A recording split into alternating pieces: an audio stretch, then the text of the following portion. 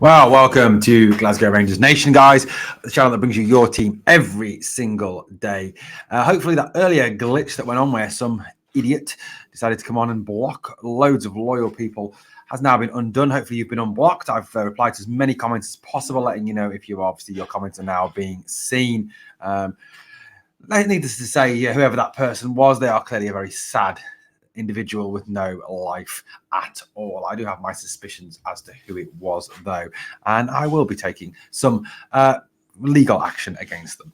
Anyway, let's talk a little bit about what's been going on today so far. We've had some more stories about Ridvan Yilmaz in the papers, which are coming out of Turkish media, and also Phillipe Clement has been speaking to the media ahead of the game on Saturday against Dumbarton. Remember, that's a 5:30 kickoff. We will bring you a live stream here on the channel, guys. Obviously, all the news and views on what happens, and obviously the live stream of the game as well, a commentary, your thoughts and opinions on the game as we go through. So we'll get to what Phillipe Clement had to say in a minute. So if you would like to know what our boss has been talking about at the press conference, hang on for that. Let's have a little chat though, first of all, about old wee Ridvan, Mr. Ridvan Yilmaz. Now, Ridvan has had a run in the team recently and has looked pretty good. His game against Kilmarnock was widely regarded as probably his best performance in quite a while.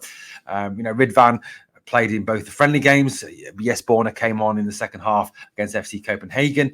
But it does appear that, Ridvan Yilmaz has a strong desire to have an extended run in the first team, to play first team football. Obviously, number one, because he's a footballer and footballers want to play. They don't want to sit on the bench. Number two, because he wants to make sure that he is in the prime position to be selected for Turkey for the Euros. He doesn't want to miss out on the Turkish national team, which is understandable. When you've got a guy who clearly wants to play international football, like Ridvan Yilmaz, he does not want to miss out. So, stories in the papers today that he has apparently asked Phillipe Clement to allow him to leave in search of regular first-team football, which would, of course, beg the question, is it not something that he's already asked Phillipe Clement? Can you guarantee me first-team football? Now, look, I know that nobody should be guaranteed first-team football. They should only be guaranteed first-team football if they are performing. And at this moment in time, Ridvan is quite clearly performing. Also, for me as well, Ridvan is the best left-back we have at the club. He's better. He's good going forward. He's quick. He's skillful. He can take people on. He's better defending. He puts a tackle in. He's not afraid to get his body in the way. He's much more defensively able than the other left backs we have at the club. So for me, Ridvan Yilmaz is quite clearly the best left back. Now, the talk is that Galatasaray are very heavily interested in Ridvan Yilmaz. Now, Phillipe Clement has made it very clear in his press conferences that he will only allow players to leave once there are, in his words, solutions in place. So, unless there is something quite clearly being lined up along the way that someone is going to come in at left back, that we have someone lined up, someone from another club, maybe a Kai Wagner, maybe a he's Small, maybe Pring, someone else who could possibly come in and cover for him. But it looks as though that the rumours are, the reports certainly are, that Ridvan wants out. Now, I personally think this would be a bad decision for the club. I think, yes, he is probably one of the most saleable assets at the club. He is someone you can generate money for, hopefully between £4.5 and £5 million, which obviously could then be reinvested into the squad in terms of bringing in other players. And we all know that the prime position we need is a striker, because if we've got to rely on Dessers and Silva to the end of the season, we quite clearly have not got enough there. Silva is not an out-and-out 9, and Dessers is an enigma. At times he can finish well, at other times he can just miss absolute sitters. So, look, we do need someone. So, I can see the need for selling him, but, he is a very good player. He's the best left back, and certainly I'd be reticent to let him leave unless there is someone definitely in place that can come in and replace him, and to the same standard. Now, one of the things you've got to think about is when you allow a player to leave, the player you bring in has to be at least as good as them. Yes, at times you will struggle to find a player who's better than them because we haven't got the funds to go and fund that. I saw some talk earlier today about the Bruges striker Denki being linked with a move to Rangers, which is, I think, utter pie in the sky thinking, given the fact that his market value is between £7.5 and £8 million, certainly well out of our price range, and strong rumours that he's off to Sevilla anyway, who have enough money to be able to pay that sort of salary, that sort of transfer fee, let alone the salary he would be looking for. So look, Ridvan, it's a possibility. It could happen. I know Turkish media are really good at inventing stuff. I get that, understand that. But If Gala are there and they're prepared to offer him first team football, they're prepared to let him have that guaranteed first team football that will put him in pole position to be selected for Turkey, then there's a good chance he's going to go. If obviously that there is clearly been something said at the club that we can't guarantee you first team football. We have Borna Barisic as well, who, as I've said, is nowhere near as good as Ridvan, but there we go. So, it's a matter of opinion. Of course it is. Now, Phillipe Clement has been speaking to the media today ahead of the Dumbarton game. And unfortunately, again, there was no news on any signings.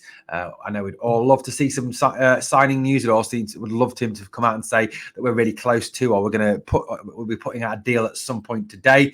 But none of that at all, guys. So sorry about that. No signings at the moment imminent. Now, he talked about the fact that January is always a challenging period. He said that everyone will be happy in February when all the rumours and noise are gone and you have a fixed squad to work with. Now, I can understand this. It must be a nightmare being at the football club and you're having to constantly, day after day, bat away rumours that you're interested in this player, interested in that player, that this player's leaving, that this player wants to leave, that you want this much for this player, you're not prepared to pay this much for that player. It must be an absolute logistical nightmare. It must get on his nerves and on the nerves of Niels Koppen and anyone involved with the football board. But like he said, it is a challenging period. It is a difficult time to bring players in. Like I've said on numerous videos now, it is a seller's market at this point. And plus, you've got clubs that will not want to let players go, especially if they're, in relegation danger or challenging for Europe or challenging for titles or, any of those situations. They're not going to want to bring to allow anybody out. Unless obviously those players aren't of sufficient quality. In that case, then you've got to say, well, why would you want those players if they're not of sufficient quality? So look, that's just the way it is. It really is just the way it is. Look, it is a challenging time, and Phillipe is right in what he says. He again talked about the rumours. He says he won't discuss every player there are rumours about. It's not respectful towards the players and the other teams, which is absolutely spot on. I know we'd all love the club to come out and say, yes, we want to buy Lauren Shankland, or yes, we want to buy Heath Smiley, yes, we want to buy Million Manhurth. I'd love the club to be able to come up, but they're not going to do that.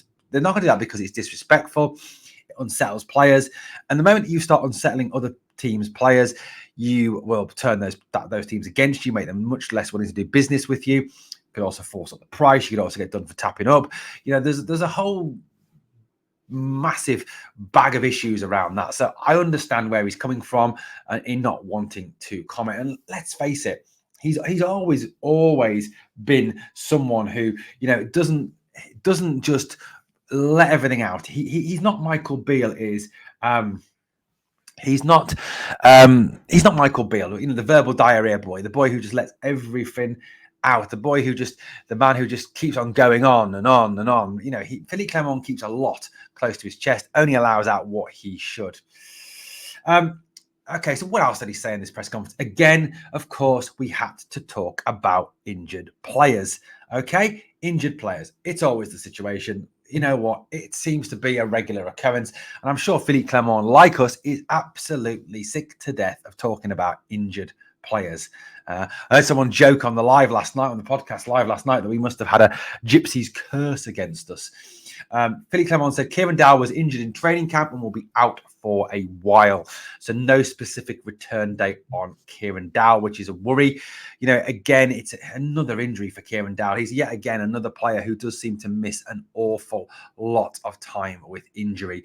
And it's such a shame for him, given the fact that he's just obviously come back from injury and he's come back into the team. He's done really well in the past few weeks. But now he's out again. And the fact it was a non-contact injury makes it even worse. A lot of time, those non-contact injuries are a whole lot worse than the actual contact injuries that people can get through, being kicked, etc., etc.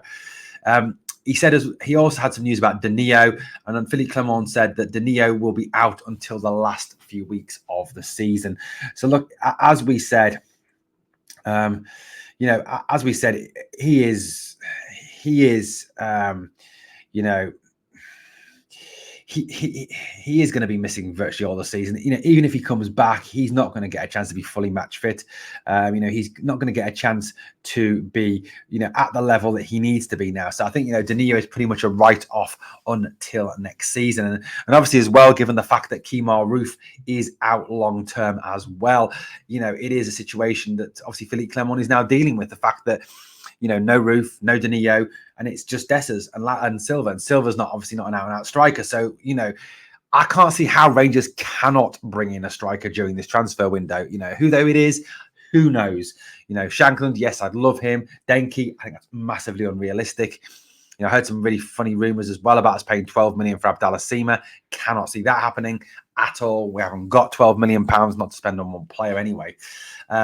He also said as well in his press conference that of all the players who are out injured at this moment in time, it is Ben Davies who is closest to a return from injury. But look, I don't think that is something that Phillipe Clement will be thinking about. Ben Davies is quite clearly a squad player. He's quite clearly not someone that Phillipe Clement rates as being a first teamer. Yes, he has been used in Europe more out of necessity than anything else, with the European squad obviously not having players in it like Leon Balogun, for example. So yeah, that's probably why he's been used. But look, Ben Davies is the closest to return. Does this make a big difference for the team? Hell no. We've still got obviously Suter, we've got Goldson, we've got Balogun, Leon King can play at central back. I don't think centre back is an area we're particularly short. Striker is, winger is, but certainly not there anyway. He talked about the fact that he said, I want to help the club grow in every sense. You need experienced players in your squad, and you also need to have young prospects that can grow to a higher level. You need a good balance. There's a lot of work to be done, and everyone in the club has a clear vision of that. And I think this is really much. No, that's not very good English, Owen. This is really about, I think, obviously that trading model. Now, the concern always is with a trading model that you just buy kids, and that's always a downside. There are clubs in England that do that and are not being particularly successful. The name Sunderland, but one. They only seem to buy anyone under the age of 23, but you have got to have that balance. And Clement is right. You cannot, for a trading model, solely have players that are, just teenagers or just 21, 22. You've got to have a good mix there. You've got to have an experienced core. Players on the field that can, at times when things are not going right, or, things are getting a bit hectic, you can get them to obviously put their arms around players, lead on the field, calm the situation down. That's where the veteran players come in. Is this dropping a hint that perhaps we're looking at players over the age of 25, 26? Could well be. Is that dropping a hint that Lauren Shankland's coming? He's 28. That's 2 and 2 together and getting 6. I don't know. But it's a good point from Phillipe Clement nonetheless. At the end of the day, he does need to have that balance to his squad. Not all young, not old. We do need to lower the average age of the squad, granted, but you cannot get rid of all your experienced players. That just does not work, and it is not a recipe for success. He went on to say, I'm looking forward to the return of games in the second part of our season. It's an important game tomorrow. We have seen enough footage to be prepared. I don't want excuses for my players. The quality of football may fall with the pitch, but it is on us to adapt. Lots to take out of that. Lots to take out of that quote there. I mean, number one, obviously, it is the beginning of the second part of the season. We do need to kick on. It isn't just this game. We have Hibs on Wednesday. Follow that with St Mirren away. 2 tricky ties. 2 ties where points could be dropped. 2 ties where if you're not on it from minute one, you could, be facing a situation where you fall behind early. You've got to be on it. Dumbarton are not to be taken, lightly. It's not a situation of being complacent. Yes, of course, Rangers should go there and smash them. We're Scottish Premier League. We're in Europe. We're the biggest team in Scotland. They're Dumbarton. That's the way. Of course it should. But he's right. With what he says in terms of the fact that, he doesn't want any excuses from his players. He wants them to be fully focused and ready to go from minute one. He's obviously prepared in the same way for this game. He says they've watched footage. They've got themselves prepared the same way they were prepared to face Celtic or Aberdeen or Hearts or Hibs or Real Betis or Liverpool or Chelsea or anyone. Same vision, same intensity. That's the way you need to be. You cannot afford to take anyone lightly in football, because if you do, you'll very quickly find yourself way behind. He's talked about the fact that the pitch is going to be difficult, and I think it will be a tricky surface to play on. It's not the best pitch in the world, and yes, the quality of football may need to be changed and adapted. You're not probably going to get fast, quick, accurate passing, wonderful 30, 40 quick pass moves to build up and score goals. That's not the way you're going to be able to play on this pitch. And Clement is right with what he says, but I'm sure he will have got the team ready to play and ready to go no matter what. Look, nothing really about the mixture of the team. I think personally think he will use some of the squad players in this game.